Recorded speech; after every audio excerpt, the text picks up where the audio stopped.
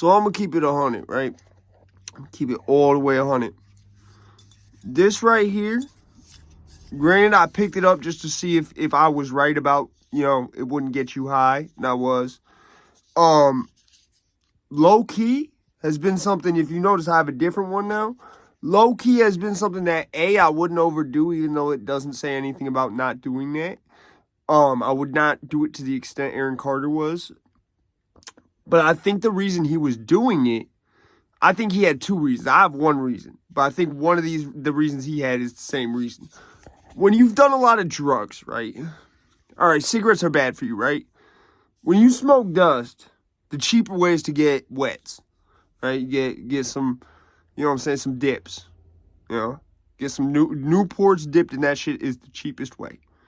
3 for $20, 2 for $5 even, 2 for $10 even. Sometimes if it's your boy, 2 for $5. Like all type of crazy deals on that because of the way the vial of phencyclidine breaks down. Now, phencyclidine is made with several compounds that don't even say not for human consumption on them, because it's like, why would you consume that? That's for dead people. That's for animals. That's a tranquilizer used in large animals. That's for sea animals. Like, there's a whole bunch that is a cleaning chemical. Like, that is made in the manufacture of this shit, because it's not made by not the government, but by Big Pharma anymore. They stopped using it as an anesthetic, which is, the last time it was manufactured by anything legitimate was I would want to say probably the 1930s. Because as soon as they found another one that put it like this, the dude is not trying to jump off the table, that's better. We don't even need this shit. Fuck it. You feel me? Like, and so, as someone who smoked a lot of different shit in my life, and like, think about something like meth, which is something I've never smoked. I might have taken it on accident, not knowing, thinking it was Molly, and drank it in some water. Never smoked it, if I've ever encountered it at all. As a user, you know what I'm saying, which would have only happened on accident, because like I said, in places like Connecticut where you're not really supposed to be selling meth at, that's what happens to avoid issue with regulation, is they'll tell you, look, I got this M, and it'll look just like meth. It won't be tan, it'll be white and shards of glass. And that's happened a few times, but like I said, with M, there's often discolorations due to the presence of of RCs, because there came a certain point where Molly wasn't MDMA. It was MDMA or not MDMA mixed with anything that analogued MDMA or analogued other things. The main thing people were finding was meth cut with maybe a little bit of MDMA or an analog of MDMA cut with more RCs that were either of or not derived from MDMA. So, and the more out Midwest you get, the more that becomes, because in the places where meth is allowed, that's done as a tactic to get more off, and it's also done as a tactic to get buyers, get new people hooked on it. So that's why in a lot of raves out west, that happens a lot. But in places like Connecticut or New Hampshire, or like, till I think you get up to Maine or Vermont, I don't even know about there. I think it might be the same up there. I just don't think the bikers are up there heavy enough to, like, you know what I'm saying, do nothing about it. So I think it probably happens more up there. Definitely heard of it happening in Vermont a lot. It becomes, I'm pretty sure, like how it is in Connecticut, where it is done as a method to sell it without attracting the wrong type of attention and getting your shit robbed and beat up, at the very least. So, when you've done a lot of smoking, especially of different drugs, like, if you just smoke weed and cigarettes, I wouldn't be too concerned, but I know I might not have done, I don't know. I don't know who, between me and Aaron Carter, who smoked more shit. I know I never was, like, addicted to smoking a lot of shit, but I smoked a lot of shit. I might have only smoked crack once. He probably smoked crack way more than once. So I know just with what I've done, and I'm younger than him, especially if I get something like right now, I think I'm fighting off bronchitis. My lungs This right here is like a savior to them when I'm out of breath for a second. Like all that shit that happens whenever I'm sick, which is usually if I sit down for a minute, you gotta give me a minute. I'll get up in a second. Like, you feel me? Unless something happens. That's the thing too. If you sick, I don't know about everybody, because some people got FNG. They got that fucking new guy shit and they'll freeze up. But with me, anytime anything happens that triggers adrenaline and endorphin response and triggers a fight or flight type response, I am not sick during that.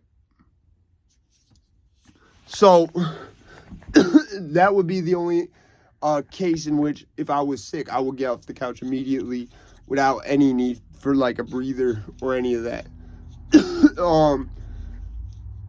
With this, it's like almost like having a rescue for that when I really need to get off the couch, but like I'm out of breath and it ain't come all the way back yet. It's like I do this, and it energizes you because filling your lungs with oxygen for that second enough to where you can do the thing you need to do because you're not out of breath for a minute.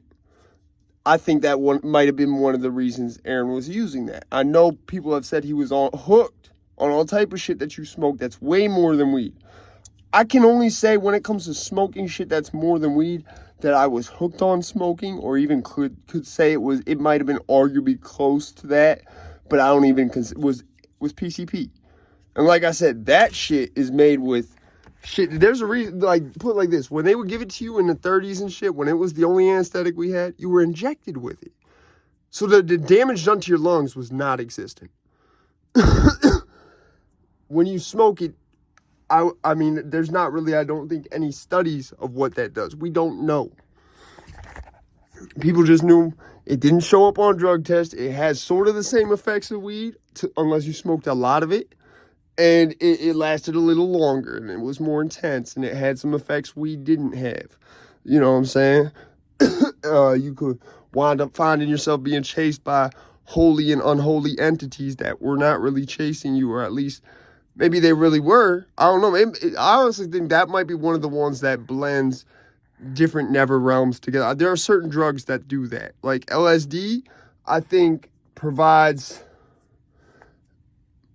It crosses over generational ancestors and memories they had. But only, pretty much from all I've seen, death. Like how they died. Where they died at, what they were doing. You won't even really know how exactly they died. You will just know, okay, like for example, I had a huge fear of LSD after I had a seizure, right?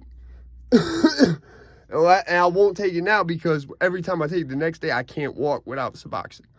And it's the only drug that makes me sick like that. So it's rule of thumb. I never take no LSD again because I know it's not a problem with the LSD. It's a problem with me because 5 other people that I took it with didn't have this shit. I'm the only one. It happened every time. It was multiple different batches of this shit. It's not just like someone fucking gave me a bad batch. You feel what I'm saying? And basically, like, my little brother who had given me the shit, my little brother Reed, God rest his soul, was like, yeah, you know, like LSD can help you remember past lives and shit, right? And when it's something that I feel like the way I know it was most likely a past life, it's something I wasn't alive for, did not see myself, but I tear up thinking about it. Like I'm thinking of the death of the loved one. And the only shit that does that is things like, there's only 3 things. The Trail of Tears, the Vietnam War, and for some reason, the Acid King. And I have to see the thing that triggered it for it to happen, or hear references. Like with the Vietnam War, even music and shit will sometimes trigger that has references to it. For no reason. I wasn't alive for that shit. And if you could see, without the shit being there, it does not trigger any sort of tears when talking about it. Same thing with the Trail of Tears. But I can remember, like, I know I died during the Trail of Tears. I know I died during Vietnam because I started thinking about it, and it's like I can remember it almost how it happened. So, and then when I found the story of the Acid King, it was the only thing outside of that. I thought those were the only 2 things that was ever gonna happen with that whole story about what that kid did and shit, along with the fact that I can't kill myself and that I'm strongly against satanic shit. I have a lot of knowledge of it, but I do not practice it. And it's basically the way King James looked at shit. I'm pretty sure King James went to heaven. He has a Bible named after him. And that's back before the church corrupted that shit. So if King James went to heaven because he knew motherfuckers who talk to the dead, he knew how to do it, but he didn't really do it like that. So I know my lungs have took a toll on shit. Like this bronchitis has made me come to a point where I'm like, the pack of cigarettes I have now, this is the last pack of cigarettes I'm ever buying. I'm done with that shit. I can't do it. No, done. But I know whatever I did, Aaron Carter, minus the dust, because a lot of people don't like that shit. I like that shit. That was the other thing about the asking. He liked that shit. But there's a lot of damage that's been done to my lungs because of the shit that I did when I was younger. When I was about 10 years younger, especially. A lot of damage to my lungs that have been done. And I can imagine with Aaron Carter, it's probably tenfold damage that's been done because something like crack or meth is probably about as bad for your lungs as smoking dust is. It might even be healthier. We don't know. Like I said, there's no studies on what dust does to the lungs. They don't care to do a study on that, but they care to do a study on cocaine in animals that are never going to encounter it in the wild. So it's like, I know if that shit helps my lungs to a point where when I found that shit, honestly, that was part of the motivation for quitting smoking. I was like, look, I'm pretty sure if I just do this in a not a regular, but like in a very controlled way where I'm using it only when I need to get up off the couch and I stop smoking cigarettes, I think I can still reverse some of the damage that's been done. Because that's the effect it feels like it's having. Like I said, it does not have an effect of getting you high. It does not, but it has an effect that you can feel the healing. I think Aaron Carter, because of his issues with inhalants, I know probably, because when you do any drug, okay, like that's why I'm holding a cigarette. I have no reason to really be holding it. You just get used to how you interacted with that drug. You know, and that's one of the things that makes addiction very hard to break. So I think for Aaron, it was serving two purposes, one of which is the same that I found a use for it, you know, for using it, which was that basically to do a smaller version of what happens, what they prescribe you when you get COPD, but do it in a preventative way, not in a treatment type way.